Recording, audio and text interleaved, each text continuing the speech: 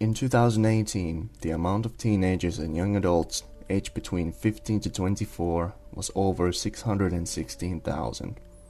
The population of Finland in 2018 was 5.5 million. All of us have our own troubles and worries about the future and about the present. But sometimes those worries are overlooked and not talked about. I wanted to find out what is on the minds of these young people, since they're considered by many to be the future of our nation, and their concerns are most likely going to be the driving forces of many policies, social movements, and changes in society. I created an online survey which I posted to online forums and shared with some of my friends. Using the data I gathered alongside other surveys and studies, I found several trends and key concerns young people have. Global warming and climate change. Firstly, probably one of the biggest issues that both young adults and older folks are worried to death about is global warming. In the recent years, especially now during the Finnish Parliament and European Union elections, global warming is one of the main issues politicians are discussing about and using as driving forces for their campaigns. Some want to invest more into preventing global warming and climate change, some less. According to the 2018 Youth Barometer, over 3 out of 4 young adults are concerned about both, which is very different when compared to the results of 2008 Youth Barometer, where only 40% of the responders were expressing concerns over global warming and climate change. Terrorism, international and national security.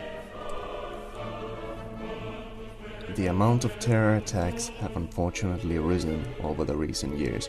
In 2018, the world saw 10,900 terrorist incidents, which is lower than in 2014, a year when over 16,000 terror attacks occurred.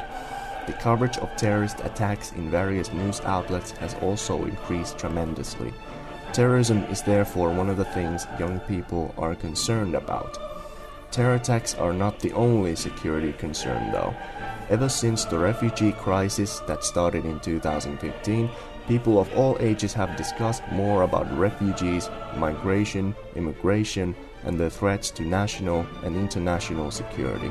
Along everything else, nuclear weapons and other weapons of mass destruction are making young adults worried, especially considering that the US and North Korea's relations were struck a blow in 2018 when North Korea made it very clear they were designing and testing nuclear weapons rather close to US territories in Guam, an island in the Pacific. Politics and trust towards politicians and political parties.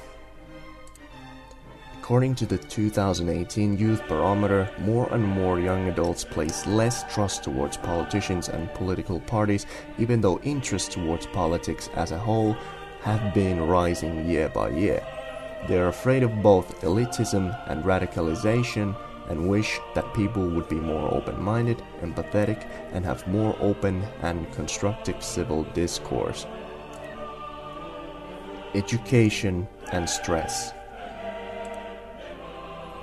Many articles have been published in various magazines and newspapers where young people tell about how much stress and pressure school causes them. Helsingin Sanomat, one of the most popular magazines in the country, did a large-scale interview in 15 different high schools and found that some students experience stress at levels that cause them to feel anxious every day and even cry. So it is no surprise that they are raising concerns over this issue and asking for solutions. Employment and unemployment. This is a common concern amongst all people. All of us worry about how we make our living and can we keep our livelihoods secured. In 2017, the percentage of unemployed 20 to 24-year-old men was about 8%, whilst the amount of unemployed women of the same age group was around 6%. According to an article in Keski-Suomalainen, almost 1 out of 3 responders in their interview agreed that unemployment can happen to anyone, which is true. Overall, the unemployment rate last time it was measured in April this year was 8%, which is compared to the last year 0.5% lower. This is about 220,000 unemployed individuals. Ways to fix the problems. After answering the questions in my survey, participants were given free word to suggest how to resolve the issues they said our world is facing. Here are the results they proposed. Resolving global warming and climate change. Many varying innovative devices and products and even methods have been done to fight against man-made global warming and climate change. Youth Barometer 2018 revealed that the majority of participants considered voting, working at a political organization, and making wise shopping decisions to be the best ways to resolve issues both internationally and nationally. This applies to not only climate change and global warming, but also to many other issues. Choosing wisely what energy you use, what you eat and consume, and where and how you live and travel can make all the difference. Solving terrorism and making the world more secure. As mentioned before, an individual's actions are the best way to produce an effect, and it also applies here. While fighting terrorism should be left to the professionals, voting matters. And in order to solve security issues, individuals should consider the security stances and views of the people and political parties they vote for and remaining vigilant. Considering that the relations between the world's nations lately have been tense, almost all political parties have ideas, views, and solutions to security issues, so hopefully your preferred politicians are there to solve your concerns. When it comes to personal security, the world does need more common sense. While terrorism affects a whole country, incidents such as car accidents, robberies, break-ins, or other various injuries can affect one or a few individuals depending on the case, of course.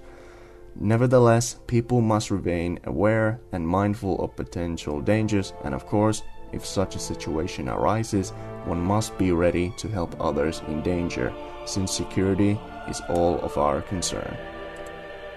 Trust in politicians and political parties. While people's trust in politics can be hindered through the actions of the politicians, one shouldn't give up on politics. The world of politics is the best way to affect the world, and your vote matters. When given to the politicians you truly trust, you can make a difference. The civil discourse issue, only way to solve it is to have more of it and discuss with others, share your views in a polite and productive manner, and never shut down discussions and other people's views. Lately, all around the world, the amount of civil discourse has increased, but the quality of it has been questionable. Also, the amount of censorship and even political violence recently has increased. Considering that during the Finnish parliament elections, politicians were insulted, threatened, and even physically assaulted during their rallies, and unfortunately, this trend has appeared worldwide. In order to resolve this, we need to have polite and constructive discussions about relevant topics, present our sides and views to decrease short-mindedness and political violence. Reducing stress. Stress affects anyone regardless of age or sex and is perfectly natural. But considering that nowadays we must work harder to achieve our goals, stress is commonplace, and ways to combat it vary, but the most important and effective of all is relaxation and time management.